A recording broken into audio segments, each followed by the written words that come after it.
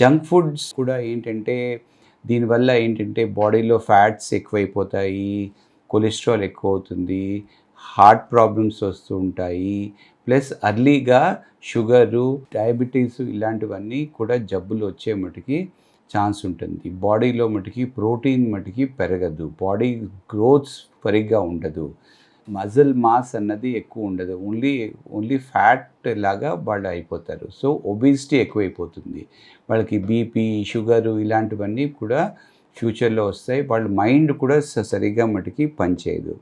So ఇలాగ junk foods ఎక్కువ తినడం వల్ల ఇమ్యూనిటీ కూడా ఉండదన్నమాట. సో రోగ నిరోధక శక్తి కూడా ఉండదు, ఇన్ఫెక్షన్స్ వస్తాయి, ఫ్యూచర్ ప్రాబ్లమ్స్ వస్తాయి, ఎలర్జీస్ వస్తాయి. సో ఇలాగా ఎన్నో రకాలైన మటుకి ప్రాబ్లమ్స్ వస్తాయి. ఇంకోటి ఏంటంటే జంక్ ఫుడ్స్ కూడా ఎందుకు పిల్లలు, పెద్దోళ్ళు కూడా మటుకి అలవాటు అవుతారంటే స్క్రీన్ పెట్టుకొని వాళ్ళు ఎక్కువగా మటుకి తిన్నాము. ఇట్లాగా పిల్లలు, పెద్దోళ్ళు కూడా ఈ మధ్య ప్లస్ చాలా మటుకి టీవీలో యాడ్స్, ఇవి పేపర్లో ఇలాంటివన్నీ అన్నెసెసరీ యాడ్స్ వల్ల ఏంటవుతుంది అంటే చాలామంది ఇలాంటి జంక్ ఫుడ్స్కి మటుకి అలవాటైపోతూ ఉంటారు. అండ్ దీనివల్ల మన హెల్త్ అంతా మటుకి పాడవుతూ ఉంటుంది.